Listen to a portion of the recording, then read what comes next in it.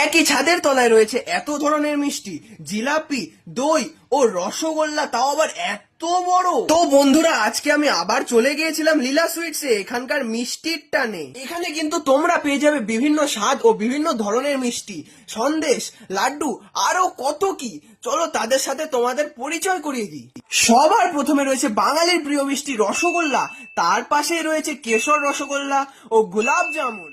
চলো এবার এখানকার কিছু স্পেশাল মিষ্টিগুলোকে টেস্ট করে দেখি। সবার প্রথমে আমি ট্রাই করে দেখলাম এই মিষ্টিটা, যার নাম আবার খাবো।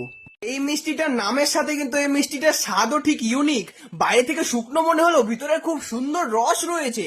এরপর আমি একটা শুকনো মিষ্টি টেস্ট করে দেখলাম, যেটা স্বাদ কিন্তু সত্যি খুবই ভালো ছিল। এরপর আমি নিয়ে নিয়েছি সর ভাজায়, যেটা এখানকার স্পেশাল মিষ্টি। এই মিষ্টিটাও কিন্তু খুবই ভালো খেতে, বাইরে থেকে শক্ত হলেও ভিতর থেকে নরম, যেন মুখে গেলেই গলে যায়।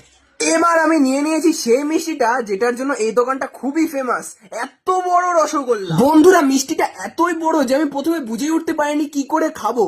তারপর যখন খেয়ে দেখলাম, সত্যি আমার মন জয় করে ফেললো মিষ্টিটা। তো বন্ধুরা, তোমরাও অন্তত একবার এই লীলা সুইটসে আসতে পারো। ঠিকানা আজকালের ঠিক পাশেই। ততক্ষণে দেখা হচ্ছে অন্য একটি ভিডিওতে।